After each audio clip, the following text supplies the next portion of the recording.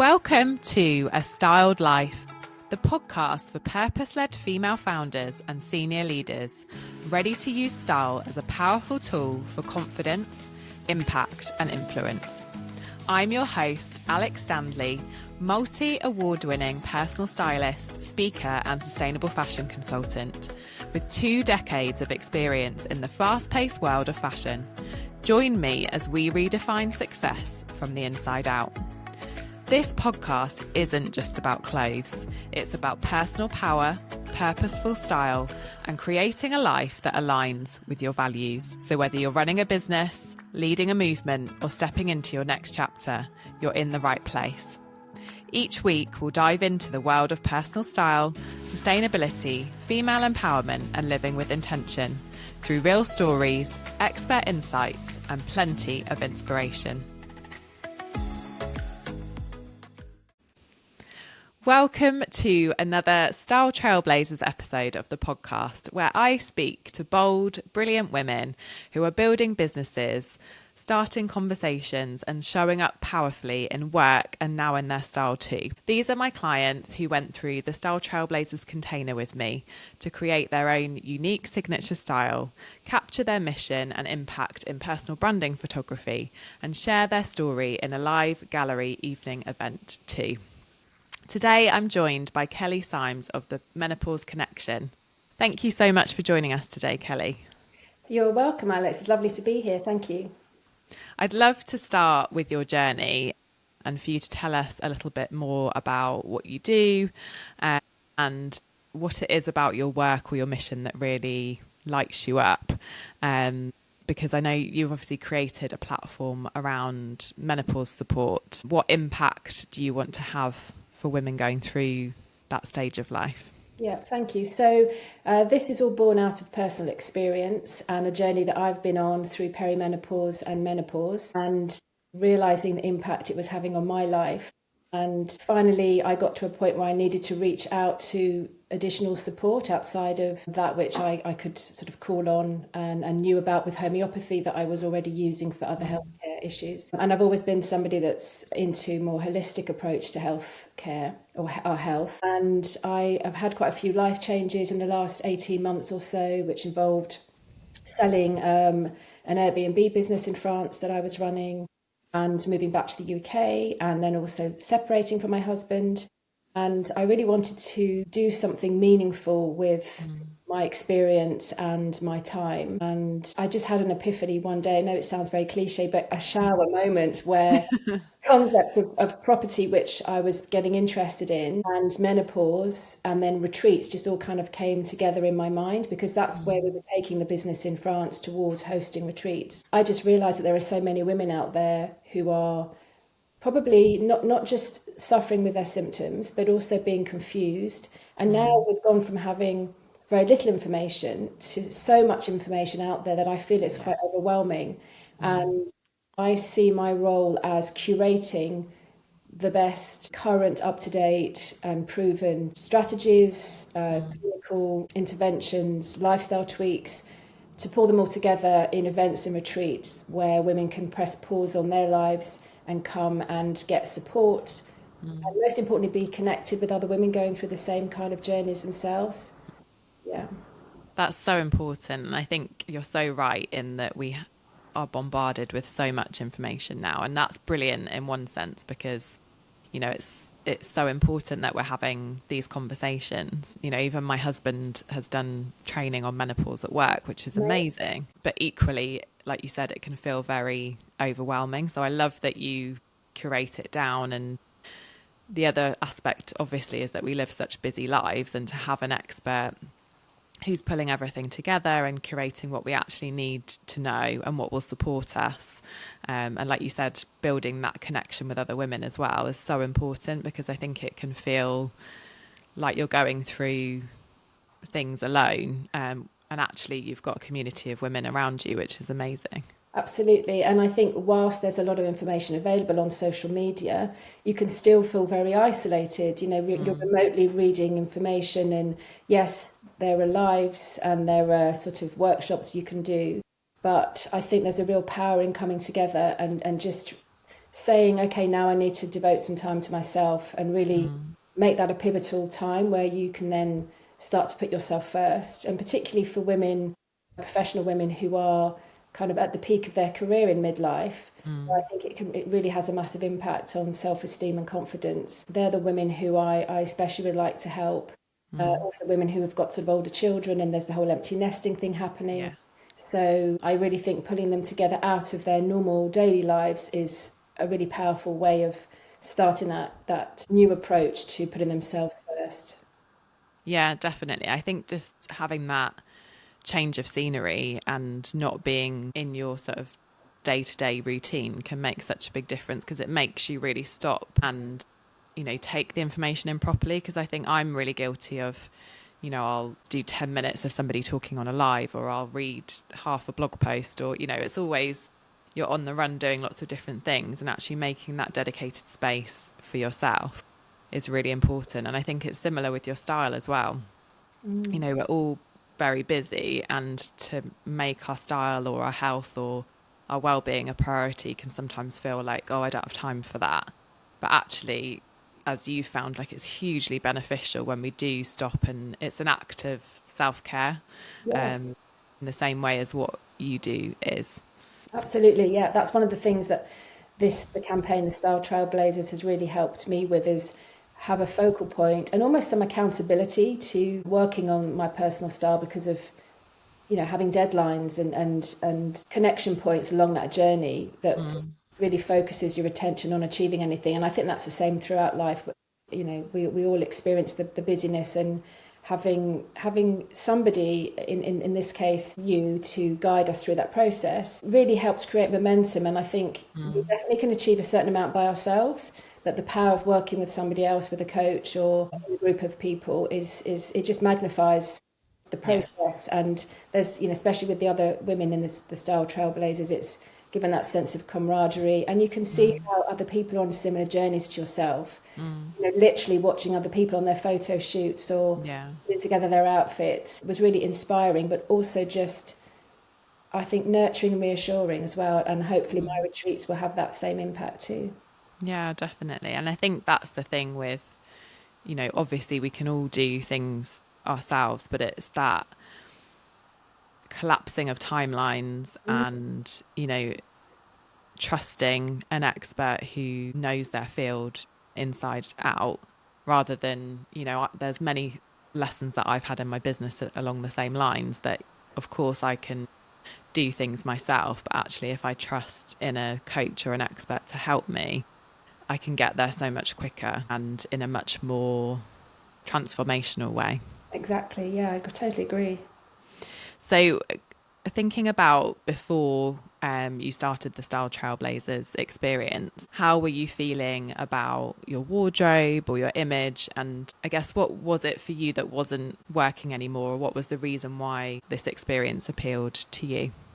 So I've always loved fashion. Well, not fashion, I wouldn't say. I'm not a fashion follower, but I love clothing and Yeah. dressing well. My background is in design, and I think that filters through everything. My lens on life is from a creative perspective, so I see almost my clothes as an expression, in the same way as my home is, of my creative self. But going through the menopause, there were various, I suppose, visual symptoms that knocked my confidence. One is my skin. I suffer from melasma, which is darker pigmentation, and then also skin, spot breakouts, which knocked my confidence. My 40s, it wasn't something I thought I was over that from my teens, so the whole Yeah. changes brought that back. And also I gained weight and my body shape changed. And I think those things, my external appearance to the world, took a bit of a knock. So I think also just my mood a lot of the time. I was, feeling, if I was feeling anxious or down, which are the roller coaster of emotions that I've personally experienced through the menopause, I just, and also feeling bizarrely cold. So I have a I run cold, yet I have now the most extreme hot flushes. So most of the time I was just dressing to keep comfortable Yeah. and in a very practical sense, let's say, and not feeling confident in or the need or the desire to present myself, I suppose, dressing well, For what purpose, I suppose? And working from home also, there's less contact and sort of being out and about. So I think my wardrobe just, was as it was, lots of neutrals and dark colours, which is sort of my safe space, I guess. Yeah. And I think that's just what I was doing, just playing safe and not really paying as much attention at that time to how I was dressing. So the opportunity to have your expertise in helping me particularly increase the amount of colour in my wardrobe and combining colours and knowing how to source brands that would suit my body shape and also work together, and the sustainability aspect of everything, felt like a really good opportunity, particularly now that I've been trying to gain momentum in my retreat business, because my inner confidence has been struggling with that fear of failure and putting myself out there. And obviously part of marketing a business and part of gaining trust and sharing my mission and my vision and my plans with the world, with women who I believe need that service and support, is to become visible. I think I underestimated how powerful one's wardrobe and personal style could be in elevating that confidence. Yeah, I think I really underestimated that. And so I was even more delighted when we started working together and it's almost quite strange to explain where that comes from, where that confidence comes from, but literally it, is now much, much more.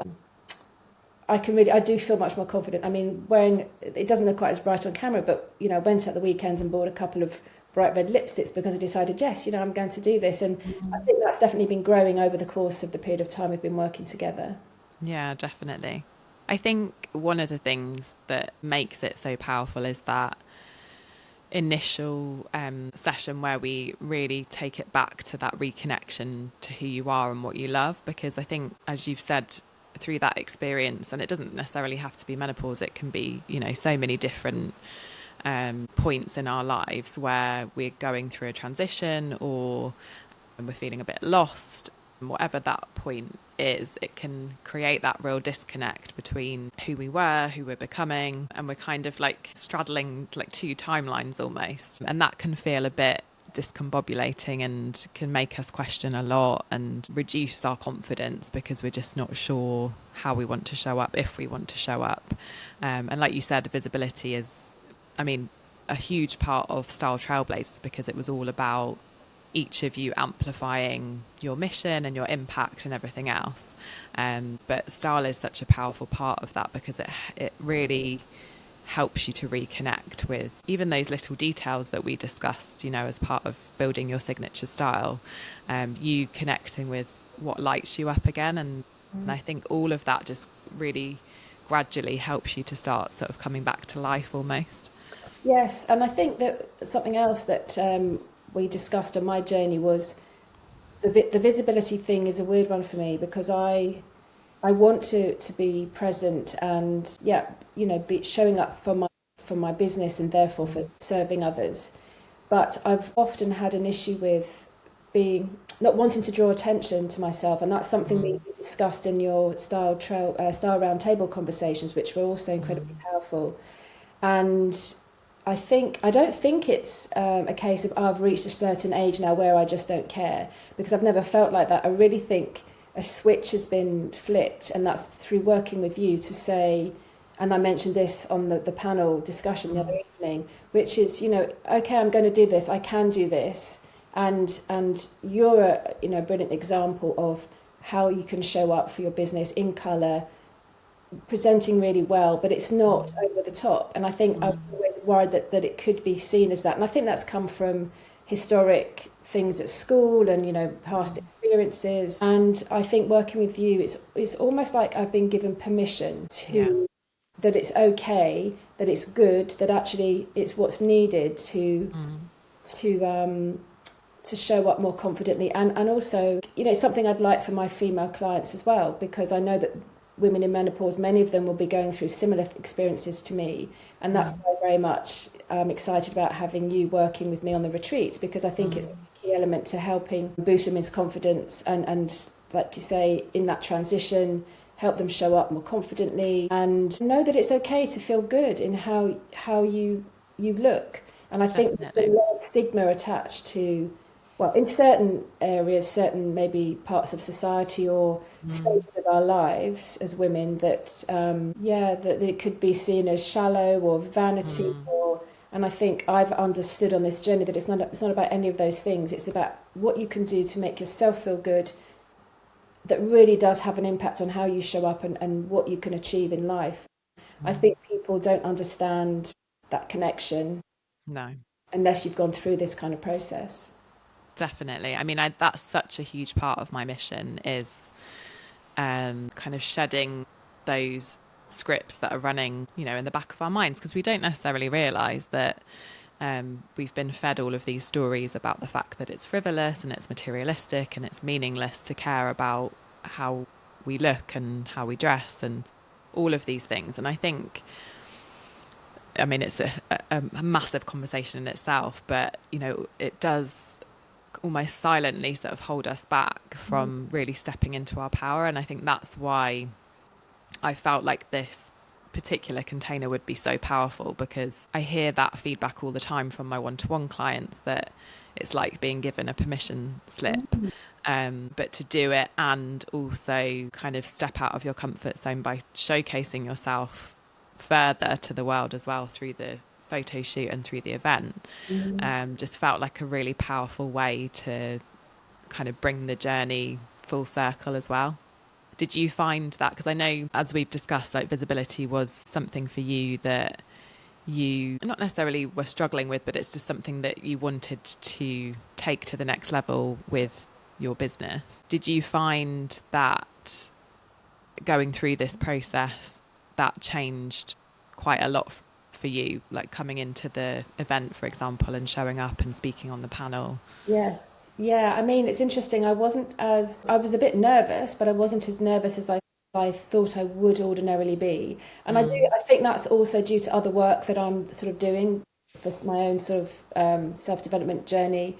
But mm, I know that, and I felt very confident in the outfit that I wore to that evening, which is one of the two that you helped me curate. And I'm pretty pleased with myself for being able to sit there in a room full of other women and talk about the experience. And also, I mean, just talking about another event I was at the weekend after, which was Pause Live, which was a huge oh menopause yeah. event in London. And there were many women who were, dressed in just what you could see what they were very comfortable in and used to. But there were the women who stood out and drew my attention were those who really had a really unique personal style, Mm, were owning it, and they do become beacons and they do become inspiring mm, figures. So they catch your attention visually, mm, and often they're quite expressive people who have a powerful message. And I feel like their visual presence enhance the power of their messages mm, in an event with thousands of women. And so it was really good to have that following on from our evening event, where I'd experienced myself being in front of a group of women talking and then going and seeing it in action kind of on a larger scale. So it really just did, what's the word, amplify and drive home how important it can be. And I did feel like an imposter to begin with, mm, but I felt very comfortable as the evening went on, and because we were there to talk about that specific topic, mm, about how powerful one's personal style is, and mm. the questions that were asked were really thought provoking and considered and interesting, and I think we could have talked as a group for another few hours. So it just Definitely. goes to show how responsive the audience were about the topic. Mm, And yeah, I think it will be an ongoing issue for women to increase their visibility and get confident. And I do think that having somebody help them on that journey is the way to do it, because I think otherwise we'll just be doing the same old thing we've been doing. definitely. Like you said earlier on, it compounds the impact of the process to have Mm, a guide, and actually, your background's in fashion and styling and buying, but you also bring a huge insight of the psychology really mm, around personal style, which I think is the bit that's missing for most people. mm. We're trying to do this by ourselves. Yeah, definitely. And I think that's why it's important for me that my work goes a bit deeper, because as you've just said, you're doing self-development alongside this, which I think makes that transformation even more powerful, because ultimately style is just self-expression. So the more deeply you can know yourself and understand yourself, then obviously the more profound that transformation is going to be. And I've definitely had that conversation, with quite a few of you who, with Sonia, for example, we talked a lot about that as well, and about that holistic approach to your well-being and how you're showing up. But I think for everybody, it's style has maybe been that kind of final missing piece, or something that's really helped to pull it all together. And the same with your example of the menopause event, and the people that really stood out to you were the ones that had a unique sense of style. But ultimately, that's again them expressing themselves, whereas it's so easy just to kind of fall into that invisibility of wearing neutrals and blending into the background. And of course, for some people, neutrals will be a way of expressing themselves, because that's perfect for their particular personality. But I think often that's not the case. The reason that we do it is because we're afraid of getting things wrong. We don't want to be seen because we're going through, body image hang-ups. There's lots of other kind of psychological reasons that are holding us back from fully owning who we are. And there's such joy that you can get from your clothes. And I think that's what I always want to bring it back to. Although it's a deep process which can feel quite serious, it's not. Ultimately, it's not. It's all about finding that fun and that joy of being you, and just getting back to who you are.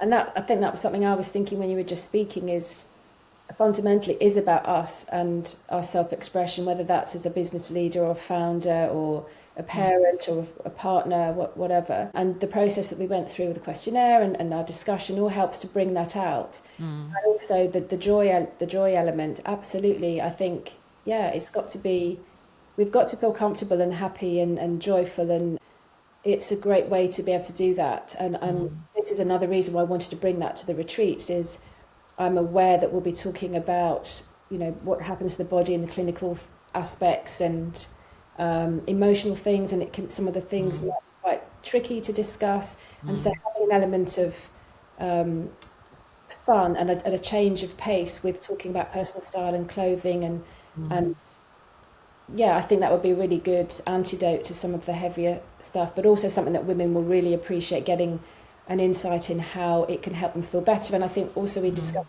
before that there's that sense of, I'll sort of show up when I feel ready. Yeah. And I'm not ready yet.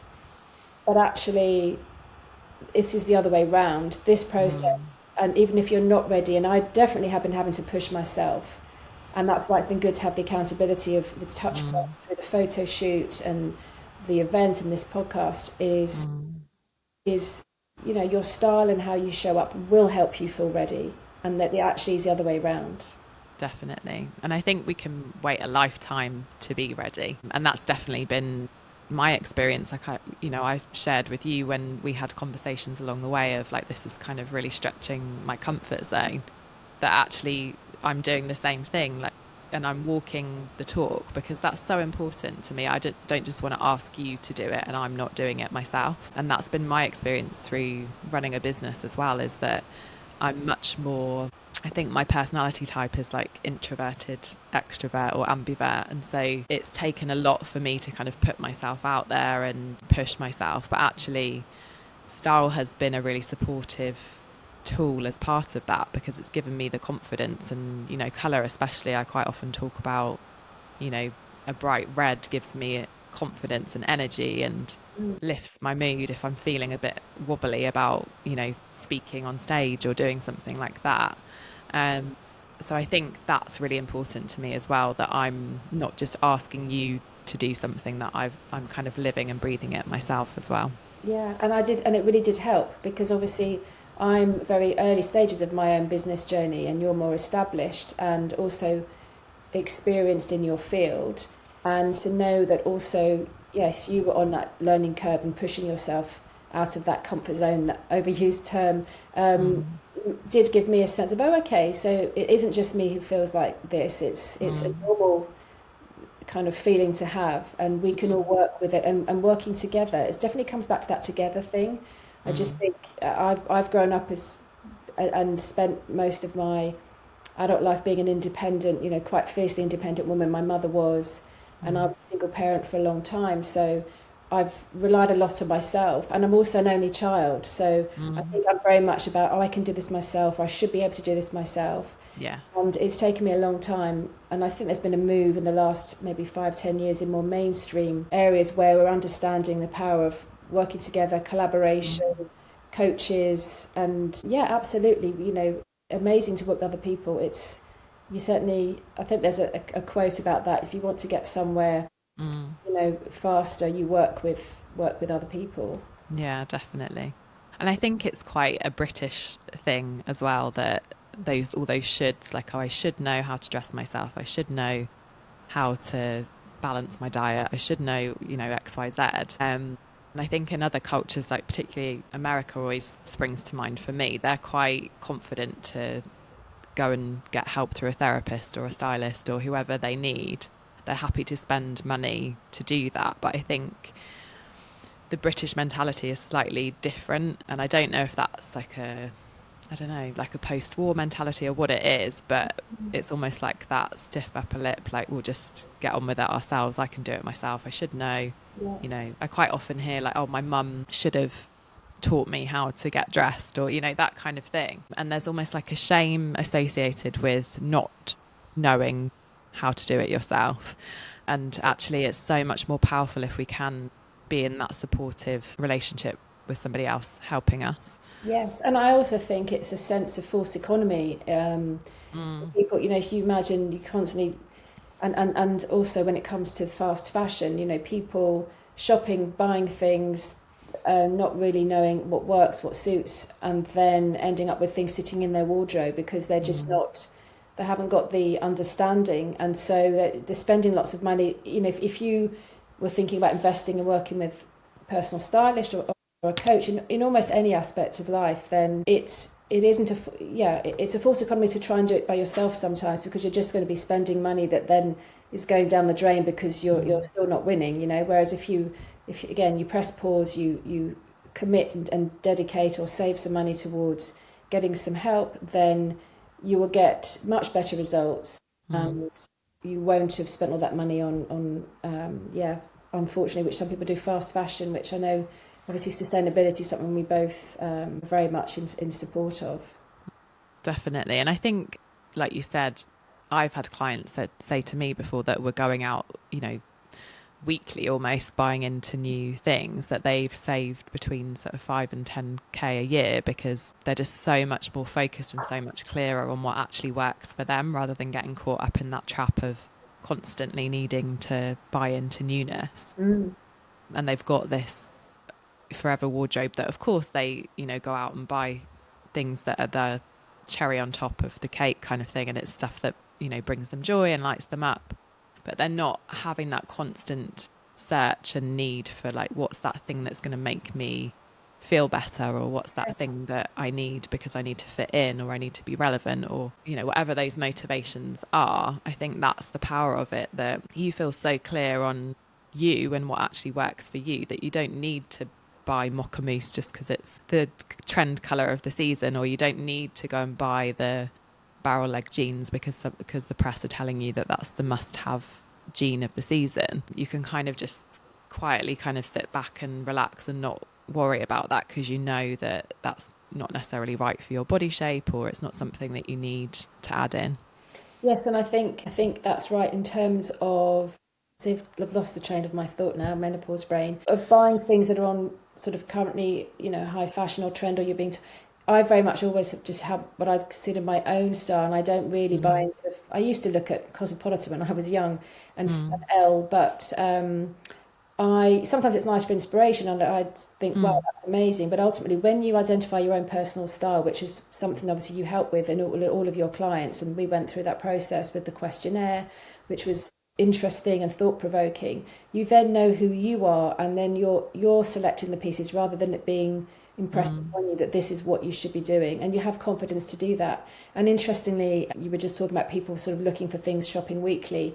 I was in a really large charitable organisation that do homeware and clothing, and I had to walk through a room that's all of the clothing rails to go and look at what I was looking for. And normally I would have sort of scouted around, and I just sort of walked through, and I didn't have that sort of pang of desire to, oh, I must have a look. Because I thought, you know what, no, your wardrobe's, I'd say it's pretty much sorted now. Because I also had another cull when I moved house, donated things to charity or sold them on Vinted. And I just felt so much more confident in what I have in my wardrobe now works for me, that I didn't feel that need to start looking. And obviously, especially when it's pre-loved pieces, they're not a huge investment.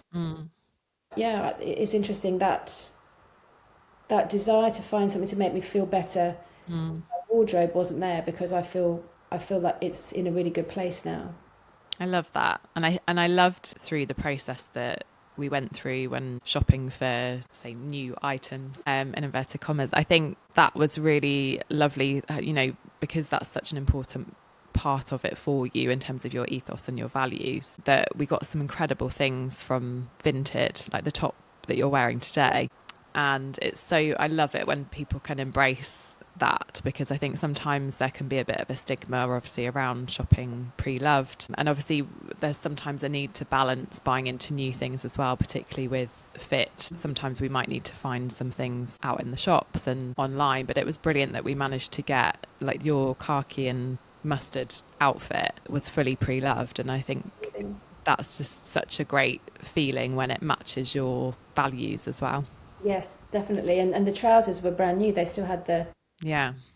Yeah, and I've always been somebody to shop pre-loved, because I just find it's much more unique. You've pieces that they're not what everybody else is walking around in, and that's, Yeah. I think, definitely I know my personal style is to be an individual, not to.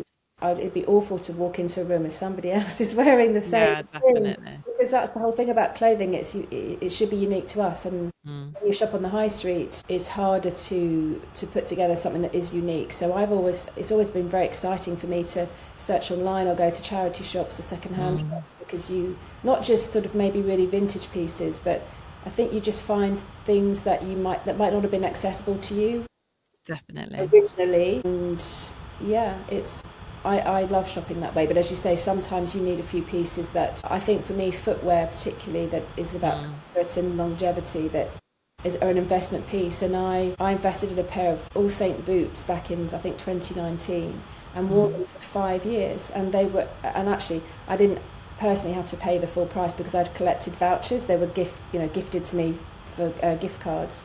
Yeah. Literally, I think I paid about £5 for them. Oh, wow.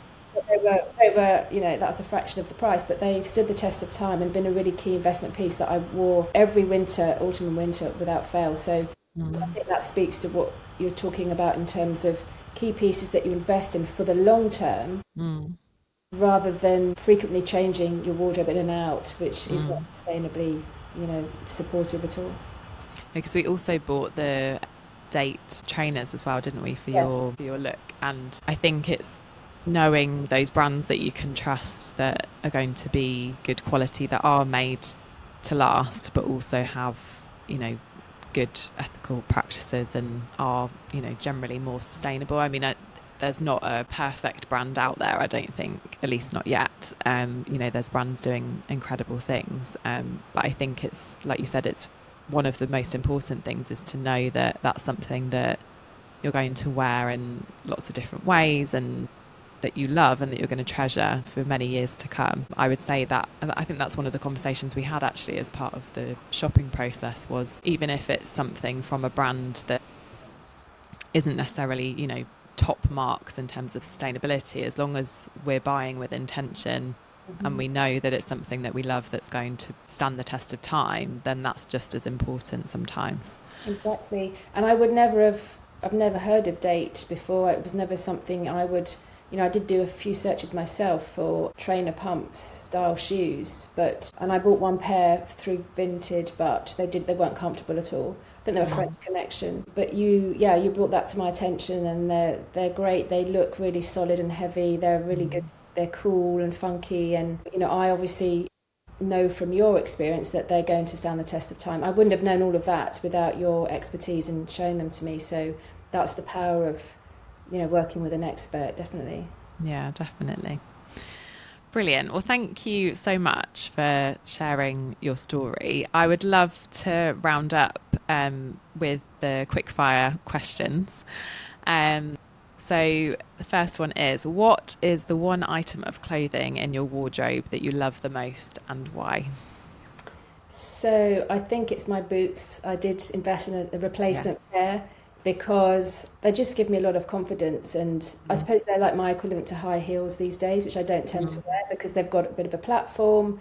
And I just find they kind of ground me and give me, confidence. Yeah, an air of confidence. So yeah, my boots. Yeah, I think they got quite a lot of love on the shoot as well, didn't they?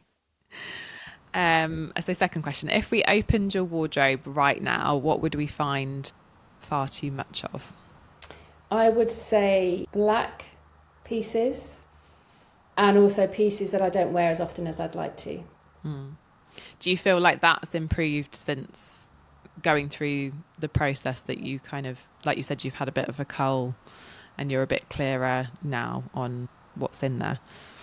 Yes, I think so. I mean, I've definitely held on to pieces that I might wear on special occasions, but I think it's definitely more intentional. And I know that what would now not fit, fits within the kind of personal style that you've identified Mm.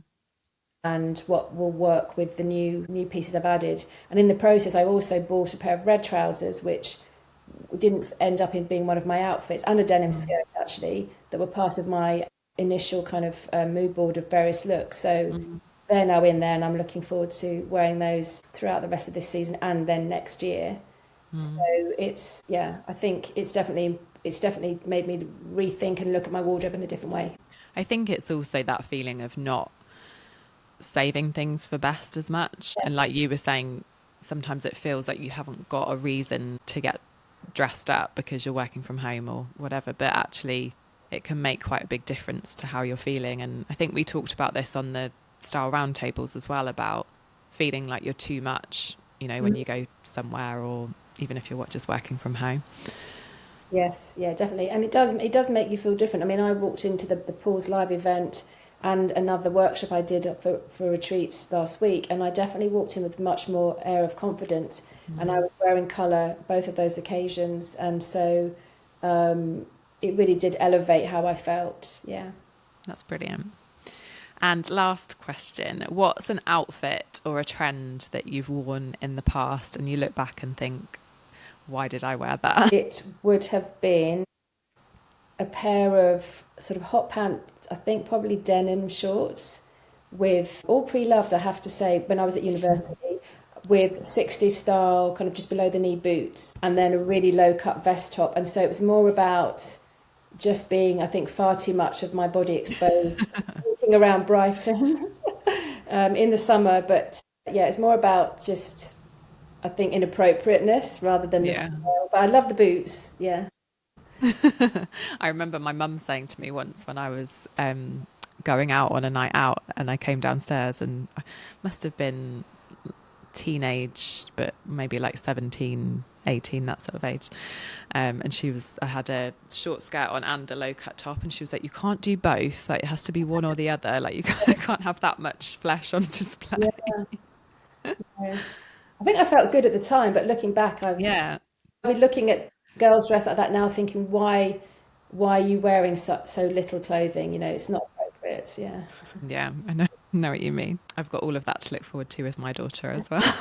Yeah, but she's got an amazing stylist mum, so you'll be able to help her and I don't know. educate her why. Well, true, but she's also got my stubborn streak as well, so I'm not sure how many of those battles I'm going to win. Thank you so much for sharing your story, and it's been really interesting to hear about your plans for your work as well.